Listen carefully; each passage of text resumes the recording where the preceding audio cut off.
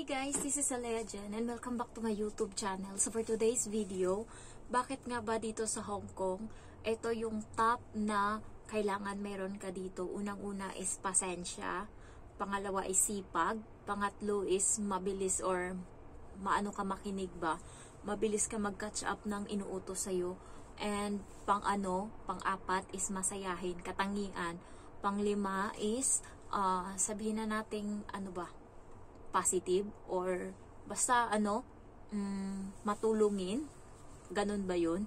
Ayan, so yan yung mga katangian na dapat meron ka talaga dito. Unang-una is pasensya guys, yan yung pinaka-top 1 talaga. Kanina meron akong na-encounter na katulong, parati ko siyang nakikita, 2 alaga niya, malaki na yung alaga niya, parang 5 years old na yung bunso.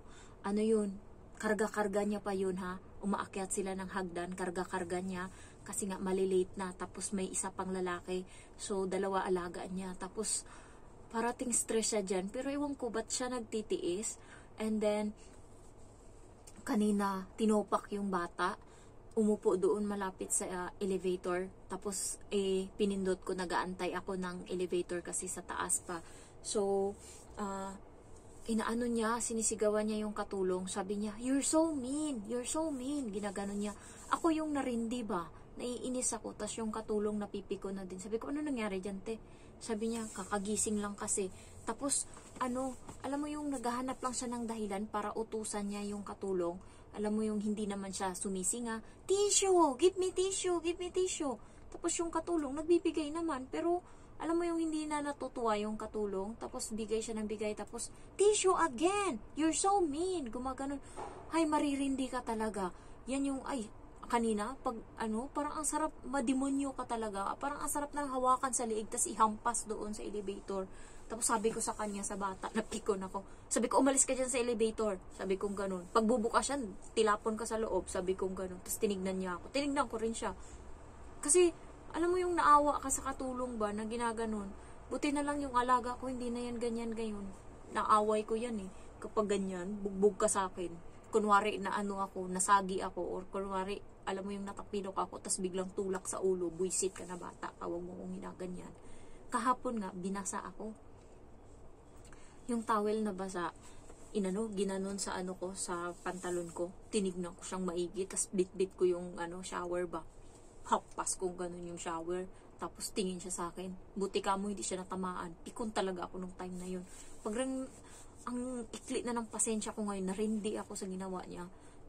Basta tinignan ko muna siya ng masama, tapos hindi ako nagsasalita, hawak ko yung shower na ginaganyan ganun, di ba? Puta ka, hampas kong ganun doon sa dulo, bato ko, yung tubig tumilapon talaga, talsik yung mukha ko, hindi na may tinta. Tinignan ko siya ng masama, hindi ako nagsasalita. Tapos tumulo na yung luha niya. Sabi niya, ikaw yung mali, kasi binato mo yan. Paano kung natamaan ako? Sabi ko, ibabato ko ba yan kung hindi mo sinimulan? Sabi kong ganun sa kanya. Tapos yung nanay nasa labas lang. Sabi ko, ibabato ko yan kung hindi mo ako inunahan? Talagang ginanon ko. Sabi ko sa kanya, sa babae kanina, pagalitan mo te. Nagsusumbong ba yan? Ginanon ko. Yung alaga ko nagsusumbong to, pero hindi naman ako inaano ng amo ko. Hindi ako inaano ba? Hindi niya ako sinasabihan na wag mong gawin, wag mong ganyan. Kasi nga, kung mali. Kasi sila yung mapapahiya. Kawawa yung katulong kanina. Kaya pasensya yung kailangan nyo dito guys. Kasi hindi lang bata. Yung bata dito, grabe yung hyper nila. Mongoloid sila, lahat. Kasi nga, yung mga amo dito hindi nananakit ng bata. So, yung bata, yung ugali, iba. So, yan yung unang-una. Maliban sa yung bata, pakisamahan mo ng maigi yan. Sumisigaw pa yan sila kasi nga ugali nila dito. Pag nagagalit sila, sisigaw. Kahit hindi nga galit, sumisigaw. Yung bata, pag sisigaw, natitrigger yung mga parents. Anong nangyari, ganyan-ganyan? So, ako, pag sumisigaw yan, wag ka sumigaw, hindi kita inaano. Ginaganon ko talaga yan. Talagang inaano ko, napakita ko. Tsaka, inano ko na yung bata, sinabihan ko na yan, na isang beses na lang, kasi hindi ko makakalimutan yung ginawa niya sa akin nung Chinese New Year. Yung sinaktan niya ako, yung ginanon yung niya ako. Tapos, nung time na yun, nandyan yung amo ko, sinabihan ko siya na, bakit may kasalanan ako sa'yo? Bakit mo ako ginaganito? Bakit mo ako sinasaktan? Ginanon ko talaga. Gago kayo Tapos, edi yun, pumunta ako sa kusina. Pagkatapos kasi sinaway siya ng nanay, sinipa ko yung cabinet dun sa kusina. Buisit. Tapos, kanina, kumakain kami. Sabi niya, nagagalit ka rin ba, Jen? Tinanong niya ako. Nandyan yung amo ko, kumakain din. Tapos, sinusubuan ko yung bata. Sabi ko, di ako sumagot tong unang. Inulit. Sabi ko, oo, di mo napansin. Minsan galit ako. Sabi ko ganun. Tapos yung amo kong babae, akala niya siguro sabihin kong hindi. Sabi ko, oo, nagagalit din ako. Tinanong ng ano, parang sa isip-isip ko, di mo lang alam. Sa utak ko, murang-mura na kayo. So, sabi ko, oo. Tapos tumawa yung amo kong babae. Tapos, ayun, sinumbong ko yung nangyari sa, sa mall na napaaway nga kami. Kasi akala nung matanda na Chinese, kapag katulong, is pwede na nilang anuhin ba? Pwede na nilang sabi-sabihan. Yung, niya, apo niya, naglalaro. Yung laro na yun is marami yung pwedeng sumali. Pag kami naglalaro doon, nakikisali din yung ibang tao. Wala kang karapatang pagbawalan kasi nga, parang siya sa mall ba, malaking projector, tas doon may notes na sasaluin nyo, marami, pwede kayong tas nung alaga, yung apo niya yung nandoon, tas pumunta yung alaga ko kasi nga dumaan kami, sumali, sinabihan ako ngayon ng matanda, sabi niya, Cheche, sabi niya ganoon, inis na inis pa naman ako pag sinabihan akong Cheche, ayoko talaga sa lahat sinasabihan ako niyan, Cheche, sabi niya, visit, sabi niya, you take turns, sabi niya ganoon, papilahin mo yung alaga mo, sabi niya gano'n. Nauna yung apo ko, sabi niya gano'n. Nagpanting yung tenga ko. Tumaas yung boses ko pa naman malaki. Sabi ko, bakit? Hindi naman inaano yung anak mo eh. Sabi ko gano'n sa kanya. Nandun yung alaga ko, hindi yan naglalaro. Anong paglalaroan yan? Nandito yung laro, sabi ko gano'n. Tapos, yung katulong na katabi, tahimik lang, yung katulong nila, tahimik lang, tinignan ako. Akala niya siguro, kasi mukhang moy-moy yung yung katulong nila, pwede lang nilang sabi-sabihan. Baka akala niya, ganon din ako. Tapos sinabihan ko siya, namaas yung boses ko. Bakit? Hindi naman yung alaga ko dyan eh. Pinapakailaman ba yung apo mo? Ginanong ko talaga. Tapos yung alaga ko, sinabihan ko, tara na! Sabi ko, ayaw nila magpalaro, hindi naman kanila. Tapos yung babae nakatingin sa akin, gano'n, na-shock siya. Tapos sabi ng bata, alaga ko, you're so bad! Sabi ng alaga ko. Sabi ng alaga ko dun sa bata, you're so bad! Sabi ng alaga. Tapos sabi ko, buti nga, hindi ko sinawa yung bata. Yung alaga ko, sinabihan na you're so bad. Hindi ko sinaway, bahala ka dyan, gago kayo Tapos sabi ko, tara na, visit. Sabi kong ganun. Tapos umalis kami. Tapos tumawa kaming dalawa ng alaga ko nung nakalayo na kaming dalawa. Tumawa kami. Tapos nagsumbong ako sa amo ko ngayon. Tawang-tawa yung amo ko. Sabi niya, tama lang yun. Kaya sabi ko sa amo ko, yung alaga ko kasi, sabi ko, tinanong ko siya kung bakit di siya lumalaban kapag wala tayo. Sabi niya, natatakot daw siya kasi wala ka daw. Sabi kong ganun sa amo kong babae. Sabi niya, hindi, kahit wala kaming dalawa ni Jen, basta mali, tapos inaway ka, tapos sinaktan ka, lumaban ka. Sabi niya ganun. Ayun, tinuruan namin yung bata.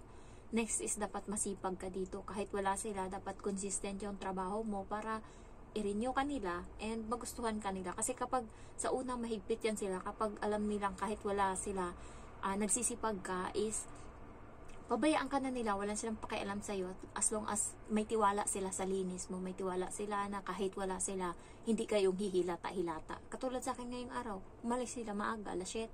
Umuwi kami ngayong gabi na, alas 9. So, ako nang bahala sa bahay kung anong gawin ko, kung maglinis ako or hindi. Pero dalat na nila yung wala kang makikita ni isang alikabok. Tapos, kahit hindi ako inutusan na magpalit ng bedsheet, ginagawa ko na yan. Depende, parang feeling ko kasi pag magdadalawang linggo nang hindi napalitan yung bedsheet, parang nakakadiri naman to, parang gano'n na yung feeling ko, kaya pinapalitan ko yung bedsheet nila. And hindi na ako inutusan ng amo ko, kusa na lang ba. Dati inutusan pa ako. Ayan, so next is pasensya, masipag, magaling kang magluto. Gusto nila yan, magaling kang magluto. Kasi nga, mahilig silang kumain. So kung masarap yung luto mo, okay na yan. Tinuruan nila ako kahapon. Lumabas ba yung amo ko? Tinuruan nila ako kahapon na magluto ng oyster. Tapos hindi ko magaya-gaya kasi nga walang Instagram yung cellphone ko na luma. Nilipat ko sa bago. So sa Instagram niya senior. Hirapan ako guys. Pero thankful ako kasi natuwa sila sa luto ko. Nasarapan sila. Tapos sabi nga nila, kasi nga 6 lang yung niluto ko na oyster. Sabi nila, next time daw, dagdagan ko daw, gawin ko daw 10.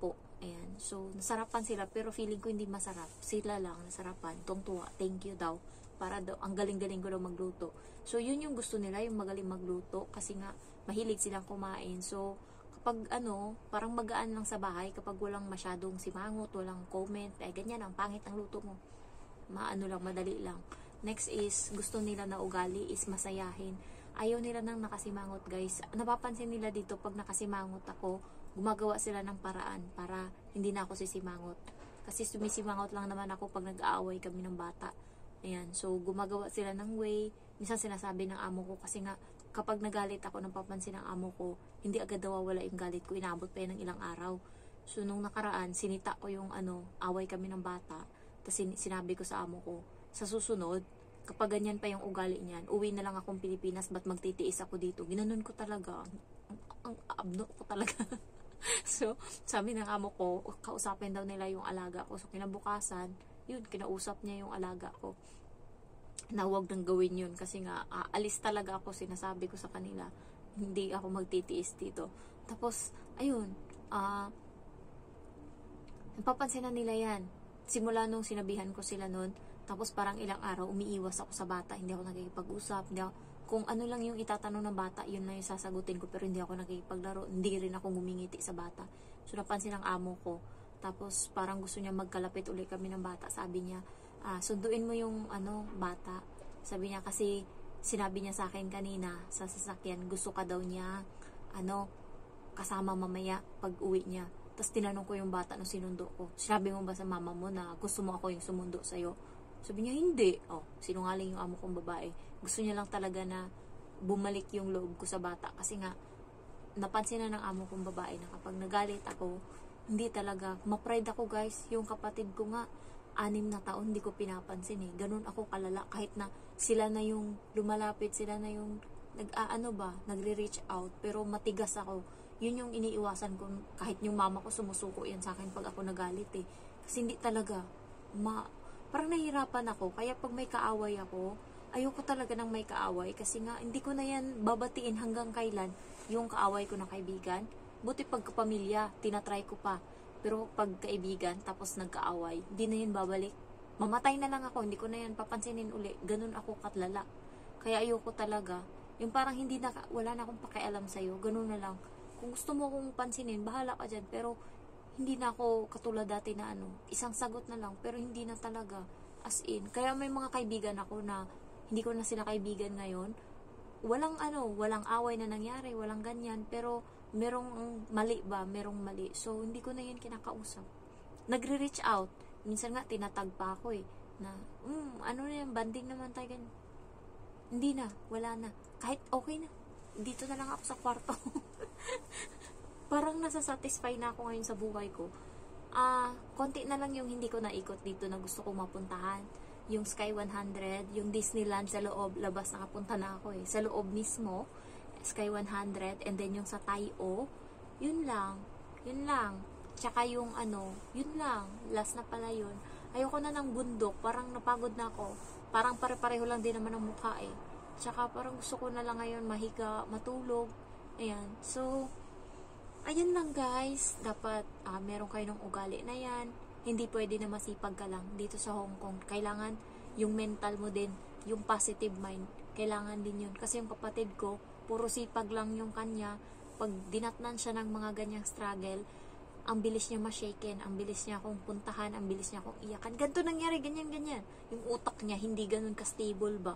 Ako pag ganyan yung nangyari, chill lang ako, wala akong pakialam. Bahala kayo dyan. Ganun lang ako.